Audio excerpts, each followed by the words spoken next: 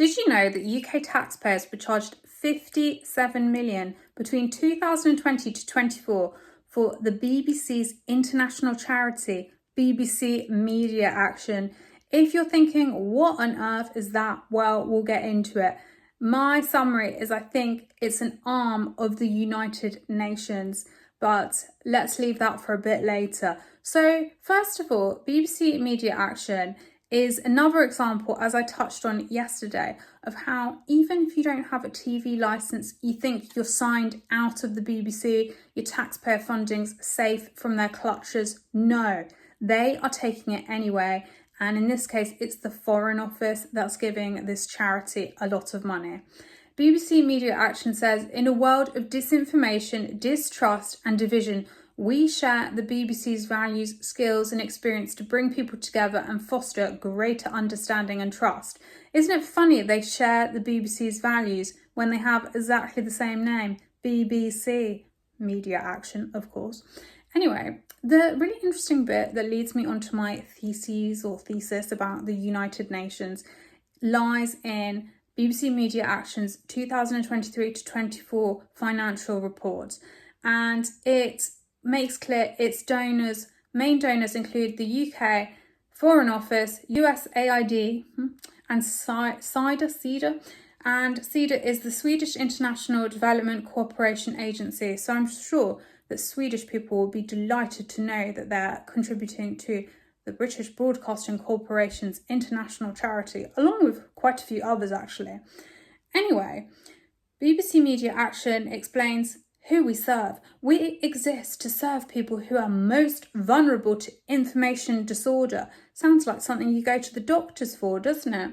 And it says information disorder includes mis- and disinformation and information poverty.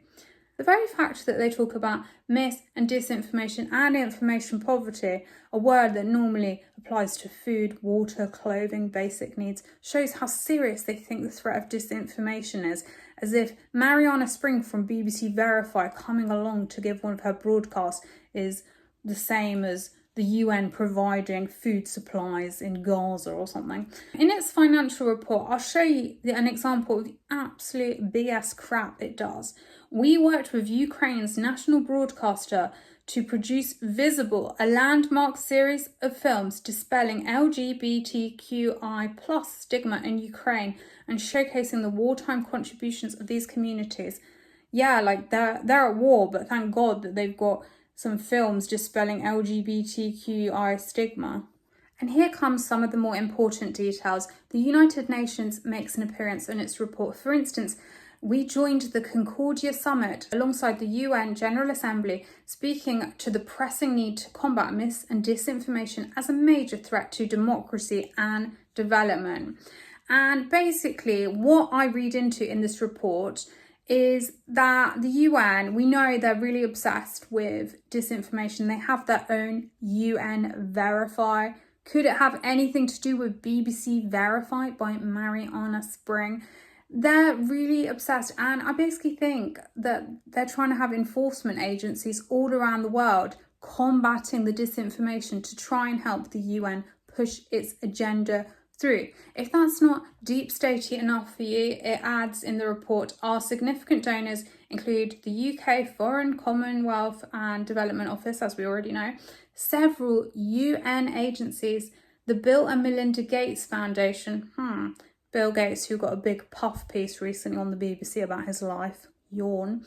The Swedish, like I say, International Development Cooperation Agency, the Norwegian Agency for Development Cooperation, Global Affairs Canada, and many more. A lot of international things, but the important thing, I think, is the United Nations. This week you've seen Sadiq Khan go on a UN-y visit to Brazil with all the other mayors and pretty much everyone, every global mayor and pumped up bureaucrat.